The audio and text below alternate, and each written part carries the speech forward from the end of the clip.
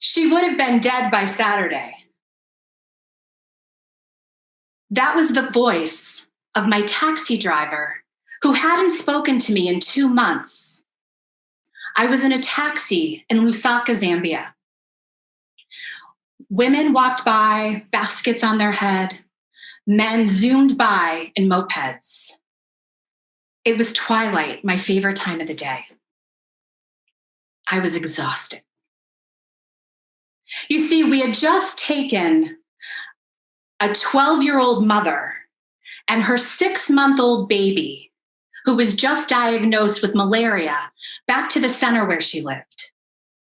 6-month-old baby, malaria. I'm in Zambia. How'd I get here? On my own, pretending he's beside me. See, I always wanted to be on Broadway. Singing classes, dancing classes. I did this since probably I was 3 years old. I begged my mother when I was in high school to quit her job as a nurse so I could move to New York City and go to the high school for the performing arts. I wanted to dance on top of cafeteria tables. I wanted to star in Annie. My parents said no. But I graduated high school. I moved to New York. I went to drama school. And after I graduated, I pounded the pavement of New York City to try to become on Broadway. And this is how most of my auditions went. You know what? You sounded great, but you have a Cinderella face on a stepsister's body. Or would you consider gaining 50 pounds or losing 50 pounds? I'm not really sure what to do with you. And then Hairspray happened. Good morning, Baltimore. And everyone wanted to finally cast the fat girl. My phone was ringing off the hook. Agents were fighting over me. I had 13 callbacks over a year, and nothing happened. I got depressed. I quit the business, and I went back to college. Well, the problem was that when I graduated college, I was even more lost than when I began. So I'm in Boston. I run into an old friend of mine. And, we're catching up. It's been years. And she tells me that she's going to med school. And she was just in Malawi and she was in Zambia and she was working with orphans. It sounded amazing. And I said, I want to go and volunteer, but my skill sets are tap dancing and singing. And she said, actually, I know an artist in Zambia. So I said, great. I book my ticket. I have a backpack full of crayons. And I call her and I say, so when are you going to meet me at the airport? And she says, I'm not going with you. I'm in med school. So I get on a plane by myself. And 24 hours later, I land into Lusaka in the dead of night. And a Zambian nun and a Zambian artist meet me there. Well, the next morning I wake up and I hear birds chirping and I smell lemon trees and mango trees. And we drive to this community school and there's, 100 children there. And I am prepared to sing Memory all alone in the moonlight. I'm prepared to sing Cats with hundreds of kids in Zambia. And they looked at me like I was fucking crazy. But over the next couple of weeks while I was there, I'm working with kids and I'm actually learning about the communities that I'm working in. And it's 2006 and the AIDS epidemic is ravaging sub-Saharan Africa. And the children that I'm working with, most of them are orphans. I fell in love with the country. I fell in love with the kids. And over the next few years, I would go back and forth, Zambia to New York to Boston, doing arts programming. I'm networking. I'm building relationships. And mainly I'm working with male artists. And most of the kids I'm working with are boys. So finally I say, where are the girls? And they finally connected me to a woman named Chitalu Chishimba. And she was running a program for girls who were living on the street named Hope Foundation. So I show up with my bag of crayons and I knock on the door and she opens it. And she looks at me and she says, "Your name's Meg. I think we shared a taxi a couple years ago together." And the hair in my arms went up. And I walked into Hope Foundation and I walked into hell. The water wasn't running. There wasn't a lot of food for the kids. I learned that Chitalu wasn't getting paid regularly. And so I'm setting up art supplies on the ground, and a young girl, no older than 12, hands me a baby.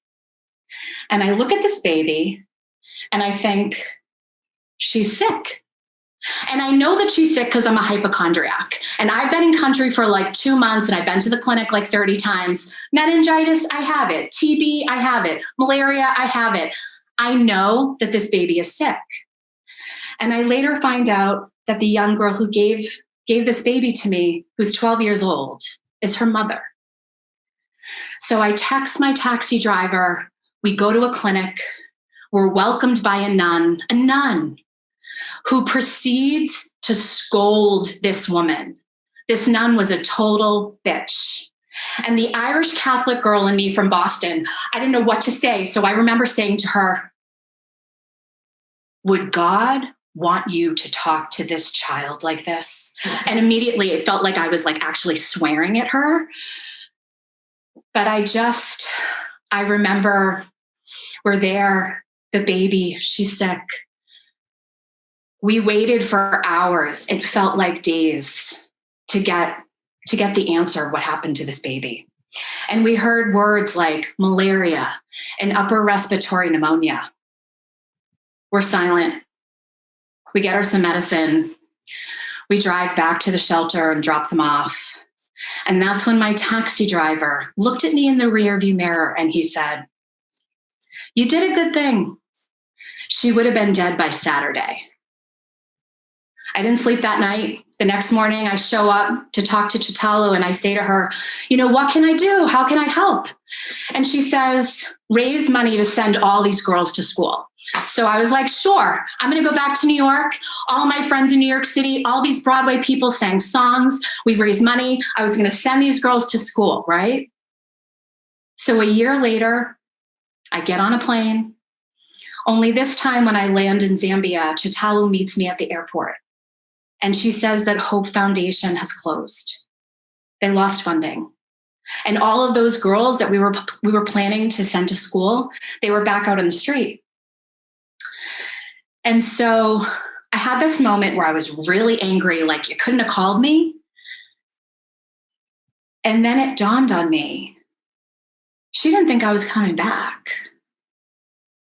So it was at that moment where I said to her, "What do you want to do?"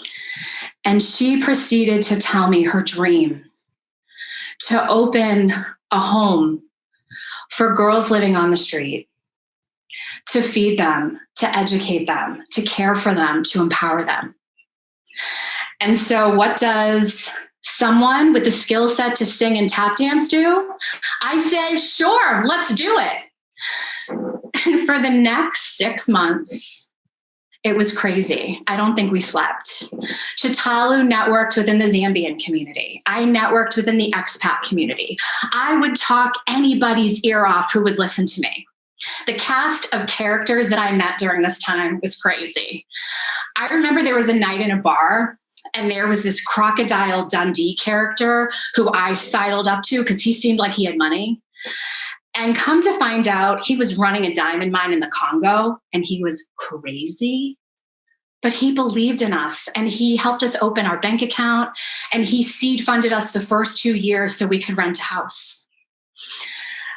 I remember there was a day before we actually got the house and we were walking in the city center. We were saying bye to the girls. Now, I didn't know where the girls went at night. And I remember the girls were like walking towards this really scary looking dude. And I was kind of like, where are you going? And I realized that he was their pimp. And it was at that moment that I realized we have to start this. We have to start this project. And then in December of 2009, we had a home. We had no furniture. We didn't have enough money to buy any furniture at this point. And the US ambassador's wife came for the ribbon cutting. And I stood in the doorway thinking, no one thought we could do this. And somehow this happened. That was 2009. Vision of Hope began. Chitalu Chishimba is still Vision of Hope's executive director 12 years later and co-founder. We purchased land. We built a center. Over 1,000 girls have gone through our project. I formally stepped down 2 years ago, but I continue to be a support. I continue to raise money. It will probably go down as my biggest accomplishment in life. My name is Meg O'Brien. I'm the co-founder of Vision of Hope Zambia. And the skills I learned while trying to be on Broadway helped me to actually found an NGO in Lusaka, Zambia. I knew how to network. I could talk to anybody. So that allowed me to fundraise. I had been humbled so many times from auditions that didn't go well. So I had so much empathy. And I had been told no so many times that I had a fighting power in my stomach. So let me just say, in this moment in time, we're living in a pandemic. For many people, we've lost jobs. We might feel lost in life. What I can say is, if there is an opportunity to show up, if there's an opportunity to help, it doesn't matter if it's next door or if it's across the globe.